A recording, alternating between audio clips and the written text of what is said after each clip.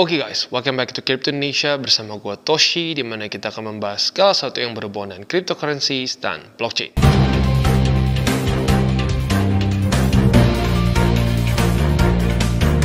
Oke, jadi pada hari ini guys, kita akan membahas mengenai satu fenomena yang sering kali terjadi di cryptocurrency market dan saham juga sih sebenarnya ya. Tapi pada hari ini tentunya kita akan lebih fokus ke kripto. Nah, kenapa gue melakukan pembahasan ini? Karena mungkin buat elu yang udah beberapa cycle dan memang investor yang sudah pernah ngerasain bear market dan seterusnya, kemungkinan besar sudah tahu apa itu buying the rumor and selling the news. Tetapi buat para crypto newbies nih yang baru masuk, ini cycle pertama mereka. Nah, mereka sering mendengar nih kata-kata buying the rumor and selling the news, tapi nggak ngerti konteksnya. Nah, kita akan coba jelaskan di sini dengan beberapa contoh yang terbaru sampai ke cycle sebelumnya. Ya, yang terbaru tentunya adalah Bitcoin ETF.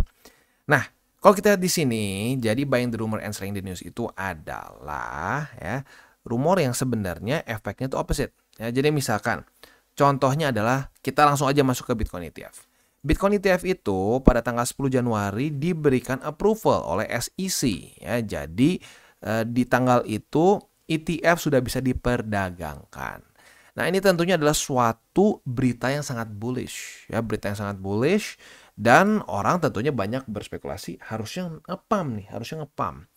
Nah, tetapi pada faktanya tanggal 10 Januari kita bisa lihat di sini apa yang terjadi. 3 hari nggak 3 hari ya, mungkinnya 2 hari setelah itu terjadi dump yang masif di kripto, terutama di BTC ya. BTC itu dia drop sebesar 7,73%.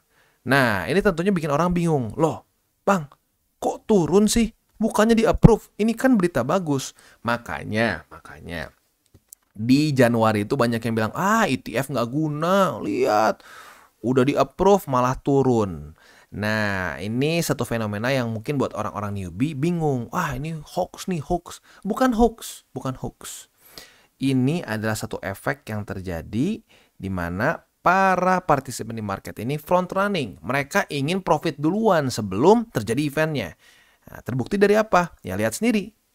Bitcoin dari Oktober ini kan lagi hot-hotnya nih. ETF.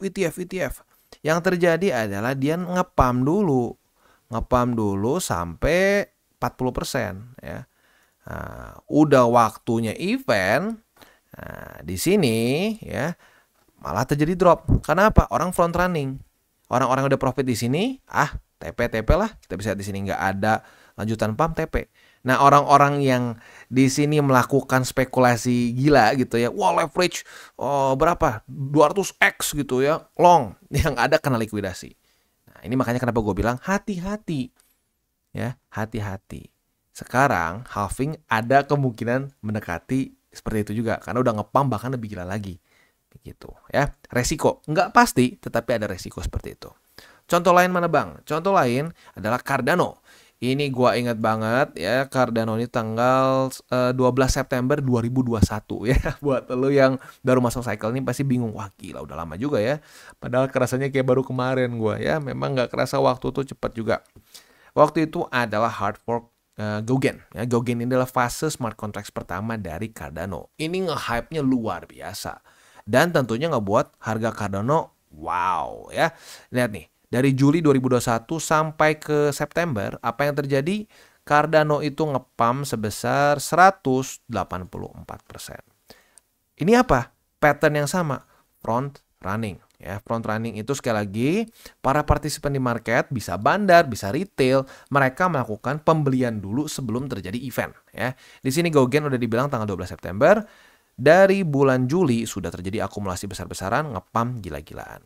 Nah, buat yang newbie mungkin berpikir seperti ini. Wah, ini belum eventnya aja udah ngepump. Nah, buat yang udah sering ngeliat chart, udah lama di market, malah deg-degan. Loh, kok udah ngepump duluan? Kalau seperti itu, ada possibility apa? Atau gini deh, lebih tepatnya, chance untuk terjadi buying the rumor and selling the news semakin besar. Justru kadang-kadang yang paling nyaman tuh gini, bukan nyaman lah ya. Yang kemungkinan malah bisa loncat tinggi tuh udah tahu mau event, harga malah flat kayak gini, flat. Nah, event boom. Nah, itu mungkin. Tapi kalau sebelum event terjadi dulu rally signifikan seperti di sini ya, seperti di sini, Nah, possibility atau chance untuk terjadi buying the rumor and selling the news lebih besar. Bukan pasti ya. Sekali lagi, kita ini bukan dukun. Kita di sini adalah investor. Investor itu tugasnya apa? Menganalisa market, manage risk ya, bukan untuk ngedukun gitu. Ya, jadi please jangan bilang, "Oh, pasti nih, ini udah duluan, nggak mungkin BTC ngepalm lagi." Ada kok kemungkinannya, tapi lebih kecil begitu ya. Ada lagi nggak contoh? Nah, ini buat para pemain meme coins nih, Dogecoin ya, ini terkenal banget di 2022, crash 75% against Bitcoin ya. Setelah SNL appearance. Jadi kita tahu ya, nggak tahu mungkin yang zaman sekarang tahu nggak, tapi minimal di cycle kemarin itu banyak banget yang waduh maki-makiin Elon ya. Jadi Elon itu keluar di sini ya, keluar itu tepatnya di Mei. Di 2022 dropnya udah lebih ekstrim, tapi di 2021 itu eventnya ya. Jadi dari 2021 itu Elon Musk itu keluar di SNL, itu satu acara komedi lah di Amerika ya. Nah, dari masa dia di Mei ini sampai ke 2022 ya, September 2022 ini dia drop 75% against Bitcoin. Ini adalah buying the rumor and selling the news. Tahu dari mana, Bang? Ya, lihat lagi ya. Fenomenanya apa? Sebelum terjadi SNL di sini ngepam dulu ya. Jadi ada satu pattern yang terulang lagi dan lagi ya.